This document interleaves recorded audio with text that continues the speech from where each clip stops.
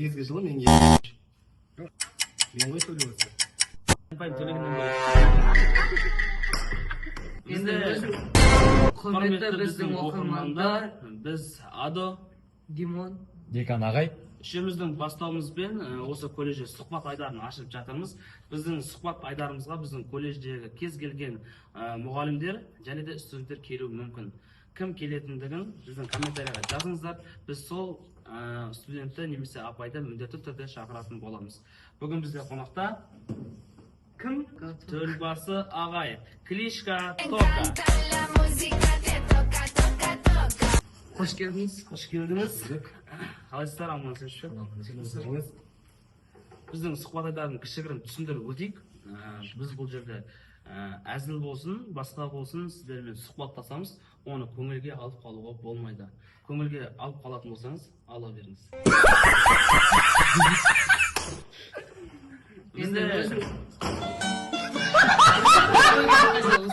Енді бізде алғашқы сұрағымыз, өзіңіз туралы қысқаша айтып кетсеңіз. Қай жерде дүниеге келдіңіз, қазір мамандығыңыз қандай? Мен Түркістан облысы Созақ ауданы Шолқырған ауылында дүниеге келгем. Қазіргі жұмыс істеп жатқан мамандығым физрук. Осы Тұран медициналық колледжінде бірінші жыл мұғалім болып істеп жатқаным. Сізге қалай? Студенттермен жұмыс істеген ұнай ма? Мен бір сұрақ қойшы.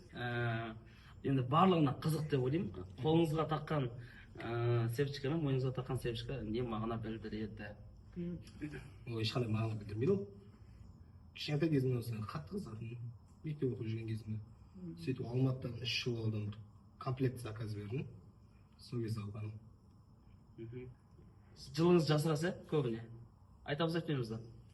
Айта берейік, кішкене. Негізгі жылы мен 2003.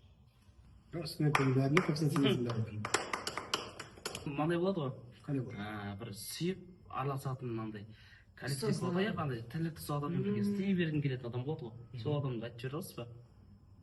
Қиын болмаса? Ой, жасырып не алмай қойдым, қасында отырған адам да ол адам. Себебі ол адаммен мен кішкентайымнан бірге өсіп келіп жатырмын. Класстасым, көршім и бөлем.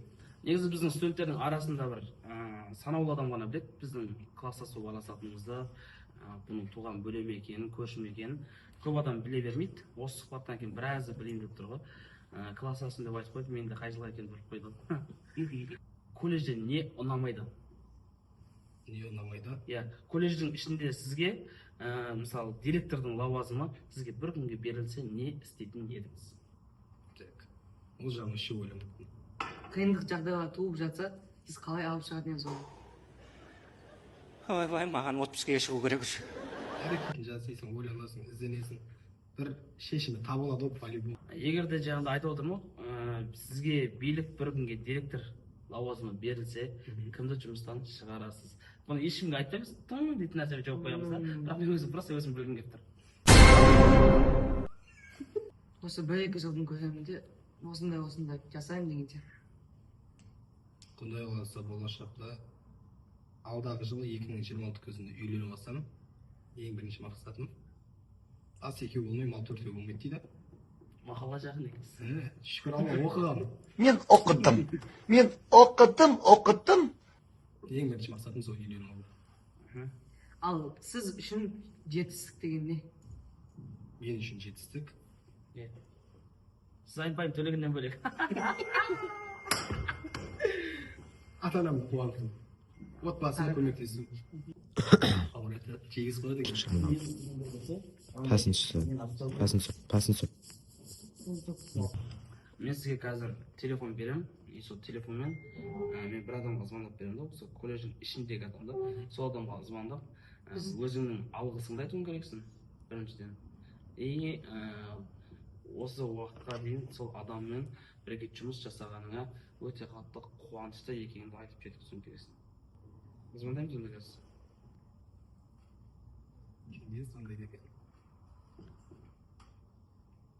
Жақында. Бізде Меруерт Талғатқызы осы апайға звондап, қазір төрбасы өз ризашылығын білдіріп еді, если дауыс естісе. мен төрбасымын деп айтасың.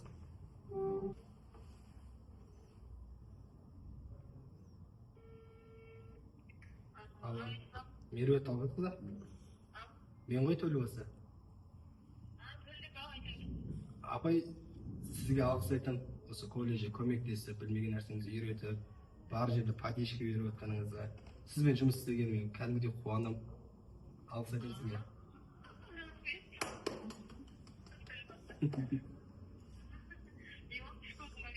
Оң жағынан тұрмын апай, оң жағынан тұрмын. Қаша апай, сізге де рахмет. Жақсы апай. Енді давай бітеміз.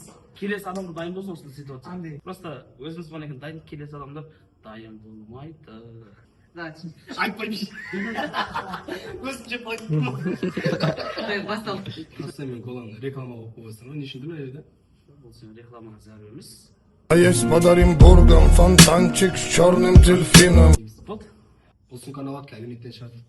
И артынша мен мұрымда кабинет кілтін апшам. Апай қайқан десе, пока деп сыртынан жауып, полный классы мұғаліммен бірге кеттеп, Ой, не могу. кілтті охранникқа барып, ислам ағайларын қидырып тастамаса, бұл бір қызды ұрады ғой, короче. Кішкентай кезімде мен қазір қыз баласын ұрады негізі. Классымызға бір қыз ауысып көреді. Новин. Новидан. И бала махаббатта ислам симпатиясы ашылған ана қыз бір көрген. Сөйтеді да артынан ары жүреді, бері жүреді, айта алмайды жақсы көретін. Кітаптерін алып қояды. Қаласайын алып қашып жүреді. Бір қызыңыз бар еді, мықты қыз анау. Атын жазып қойдым. Сөйтті да сол қызымыз исламның алдына шығады. Дәптерін бермеймін дейді. Ана қыз кинг-конг сияқты тұрады ислам арқасына. Көрсеткен. Бұл белімді сындырдым дейді, ана қыз қарайды да. Дәптерді тастайды да. Бөбеңке қыз қуаласын деп тұрмын ғой. Артынан жүгіріп кетеді, тура қолымды адам былай қарайды. Екі қолыммен кәп жерде тұрғанша тура осыны арқамнан ұрады. Арқамды алмай қалдым да. Намыс жіберсін ба. Айналып барып ішінен ұрасыламын ғой. Мен жерге құлап қалып та, жерде бір атылып жатыр да. Мен шок состояние уже не істерін білмей тұрмын да. Сөйтіп, ана бір смақай қыз бар еді. Сол сыртқа жүгіріп шығып кетті. Апай шақырып қоймаса болар еді деп отқан.